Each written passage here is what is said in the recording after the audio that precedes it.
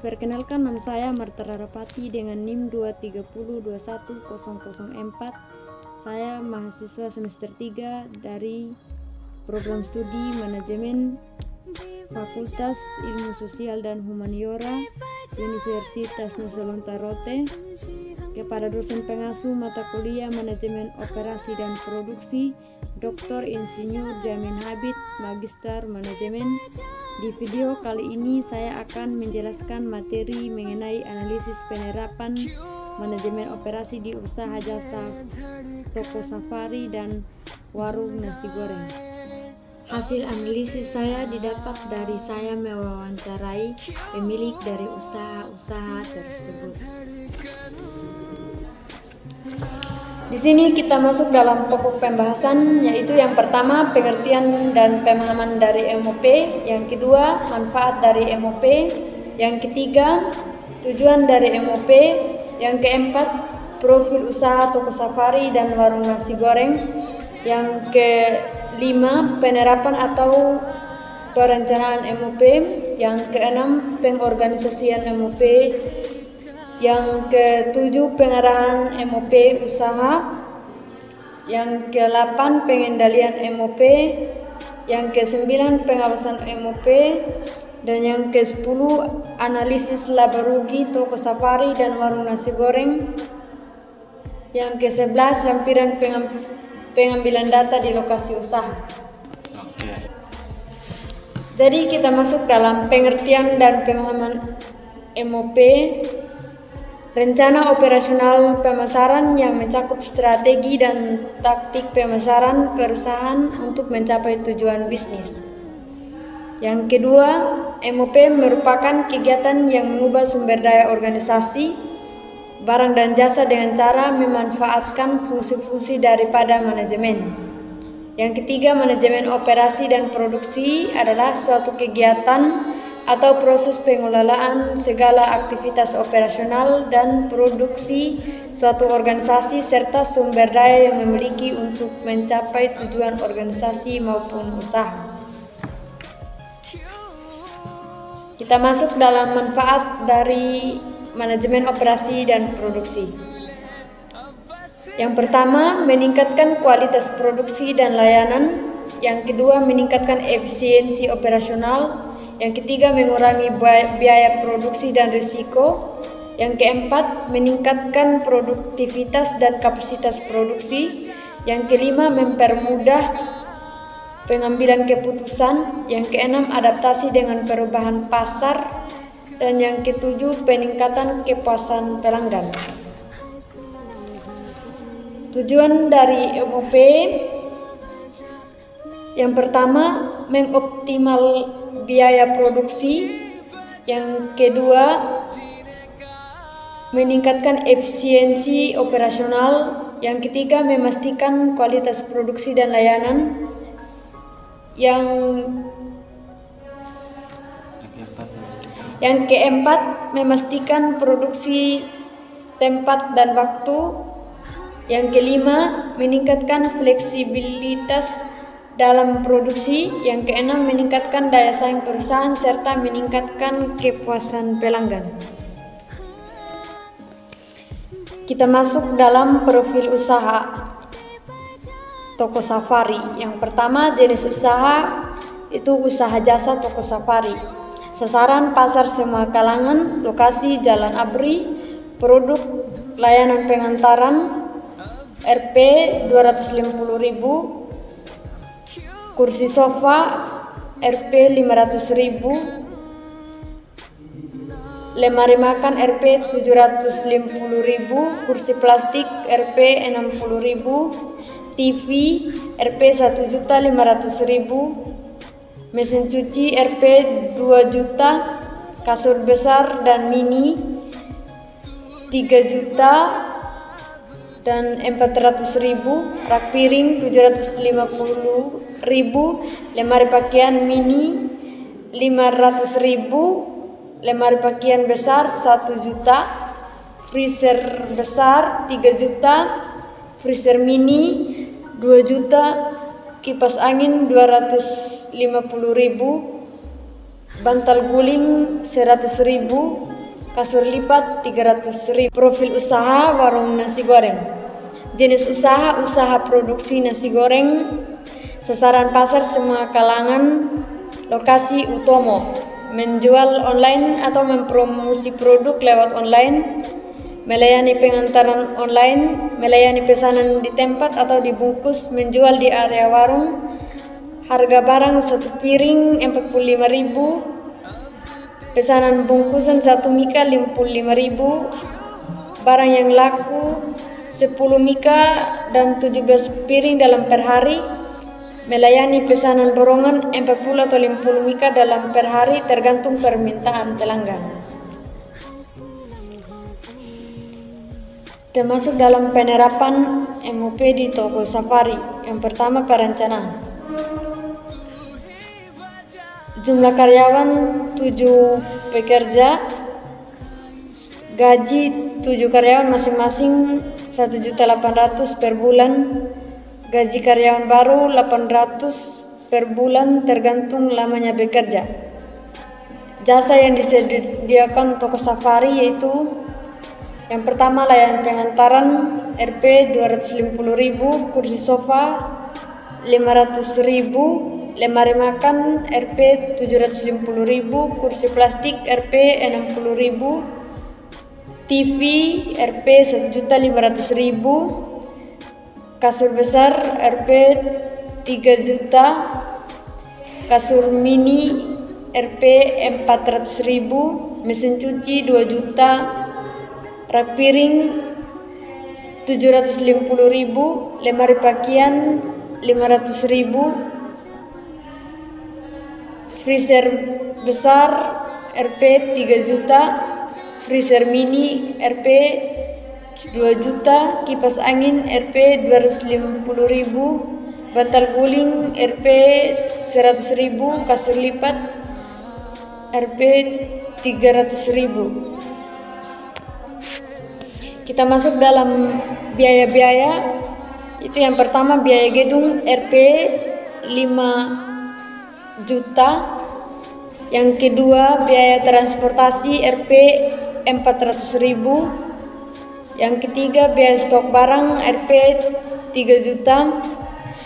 Bayar pajak per bulan 700.000. Biaya listrik Rp 1 juta.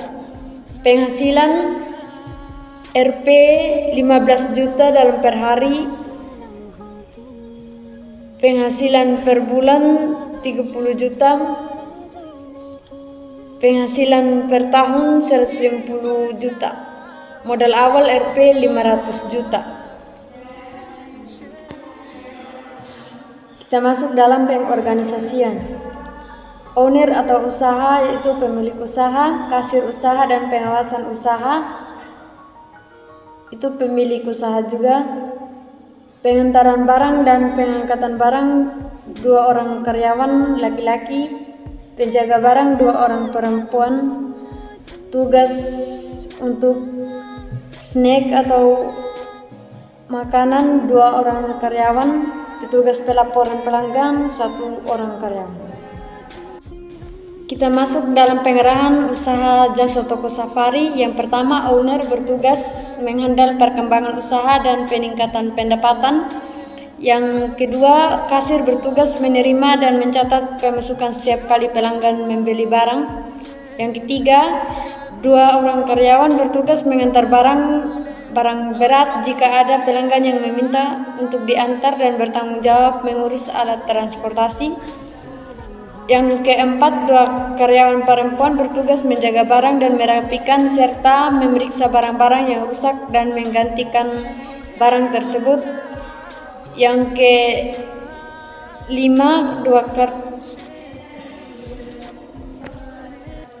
kelima, 2 orang karyawan bertugas memasak atau menyiapkan snack, makanan buat owner, kasir maupun karyawan-karyawan lain. Dan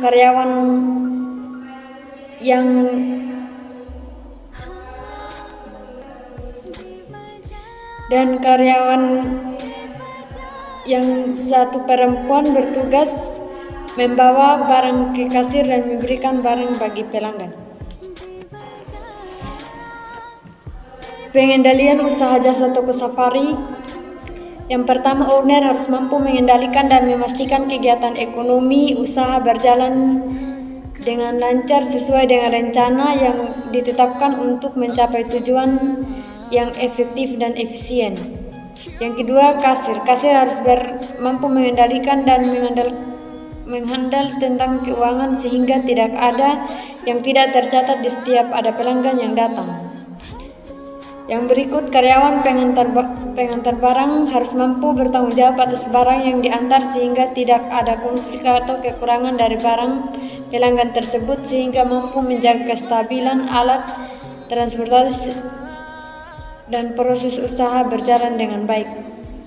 Karyawan penjaga barang harus mampu menjaga dan memelihara barang-barang yang ada di toko. Jika ada yang rusak, segera laporkan kepada kasir dan segera digantikan. Karyawan pengantar barang ke kasir harus mampu tangani barang-barang yang mau dibeli oleh pelanggan dan efektif dalam bekerja. Karyawan yang bagian memasak mampu menjaga hygiene dan membuat snack baik untuk owner, kasir maupun karyawan-karyawan.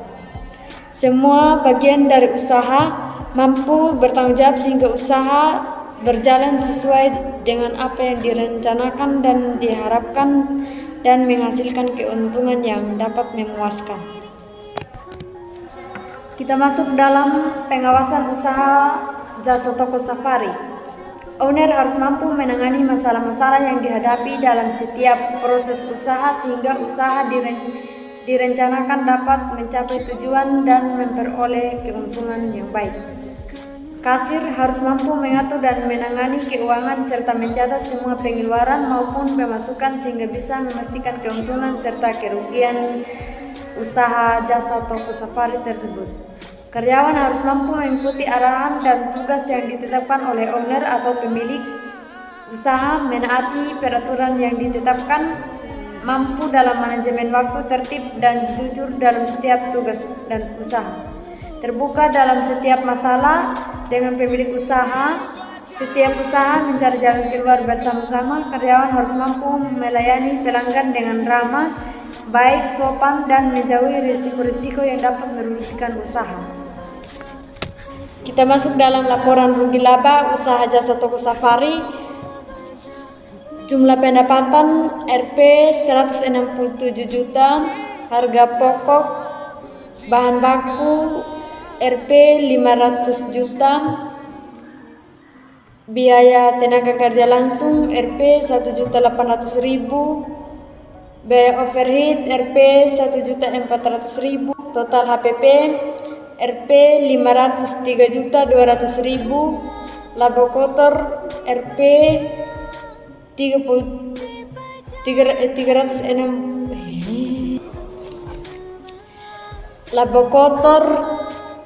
336.200.000, beban operasional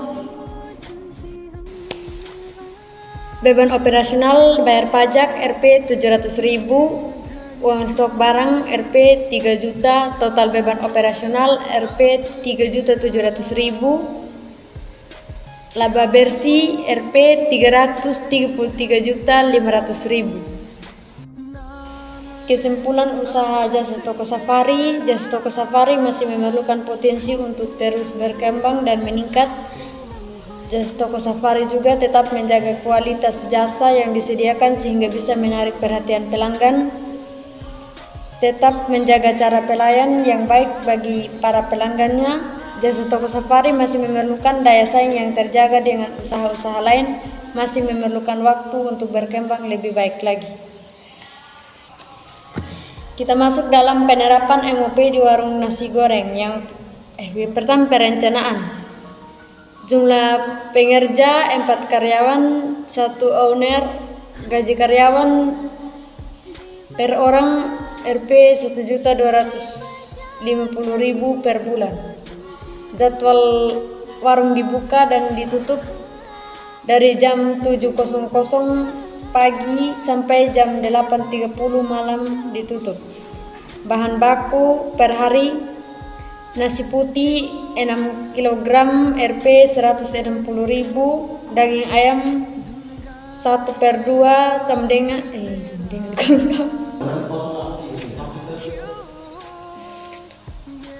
bahan baku per hari nasi putih 6 kg Rp 160.000, daging ayam 1/2 Rp 18.000, minyak goreng 2 liter Rp 27.000, telur 5 kg Rp 125.000, bumbu racikan 500 gram Rp 30.000, penyedap 100 gram Rp 10.000, gula 500 gram Rp 7.000, garam 500 gram Rp 7.000, lada bubuk 100 gram Rp 24.000, kecap 1,5 liter Rp 65.000, sambal racikan 1 kg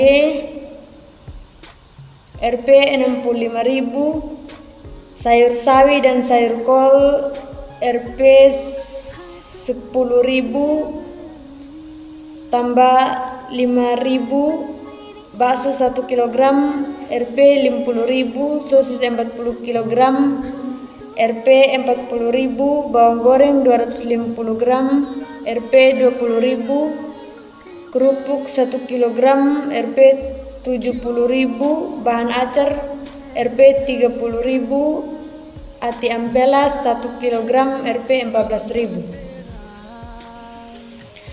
Produk yang terjual 60 piring dalam per hari, semua dapat bertambah tergantung permintaan pelanggan dan pesanan luar atau online. Promosi produk melalui online, alat-alat atau mesin, gerobak Rp 1.500.000, etalase Rp 3 juta, wajan besar Rp 250.000, spatula Rp 60.000, meja 15 set Rp 1 juta, kursi 10 set Rp 1.500.000, kompor gas 1 Rp 1.500.000, tabung gas 1 Rp 200.000, regulator Rp 150.000, sendok nasi 2 Rp 50.000, pisau dan talenan Rp 100.000. Peralatan makanan, piring aluminium Rp 3.000 per buah dan 50 buah Rp 100.000. Piring keramik Rp 60.000 per buah, 50.000, total Rp 250.000. Sendok Rp 2.000 1 set. Laporan rugi laba usaha warung nasi goreng, pendapatan Rp 29.500.000, harga pokok penjualan, biaya bahan baku 777.000,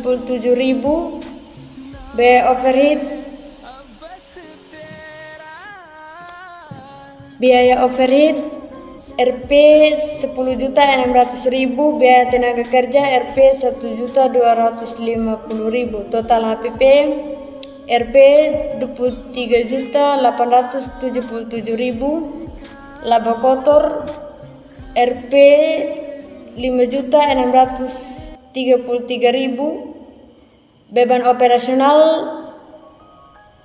biaya operasional mesin 1.850.000, biaya perlengkapan 1.475.000, biaya lain-lain Rp 500.000, biaya pajak Rp 500.000 per bulan, total beban operasional Rp 4.435.000, laba bersih Rp 1.338.000.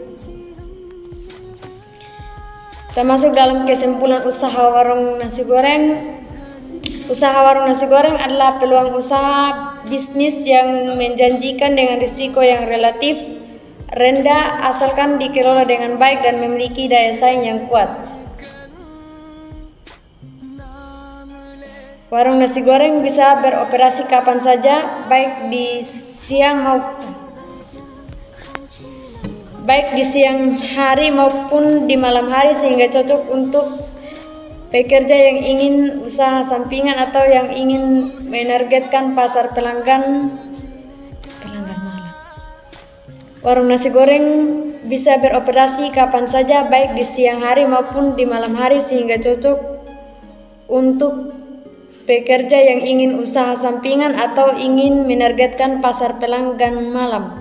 Nasi goreng merupakan makanan favorit banyak orang di kalangan masyarakat, khusus di Rote, sehingga memiliki pasar yang luas dan permintaan yang stabil. Di setiap usaha yang dikelola harus tetap terjaga, menerima dan menanggung berbagai. Sekian materi yang dapat saya sampaikan mengenai analisis penerapan manajemen operasi dan produksi di usaha jasa toko safari dan warung nasi goreng. Terima kasih.